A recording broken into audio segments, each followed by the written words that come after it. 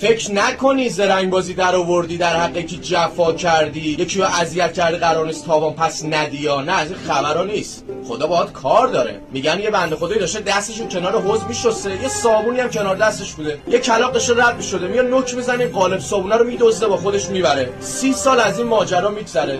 دوباره کلاغه یه جا داشته پرواز میکرده، میبینه یکی داره کباب درست میکنه، باز میره نوک میزنه کباب طرفو با خودش میدزده میبره تو لونش. نگو حالا به این کبابه یه تیکه زغال چسبیده بوده، زغاله میفته تو لونش و زندگیش آتیش میگیره و بچه‌هاش از بین میرن و میمیرن. پرواز میکنه میاد پیش کسی که ازش کبابو دزدیده بوده، میگه من ازت عذرخواهی میکنم، تو منو نفرین کردی باعث شد زندگی من آتیش بگیره. میگه اشتباه نکن، این آتیش گرفتن لونه تو بابت این کبابه نبود، بابت اون قالب صابونی بود که 30 سال پیش از من دزدیده بودی. عزیزم یه موقعی کوچیکترین صبر خدا 30 سال طول میکشه، پس فکر نکن میتونی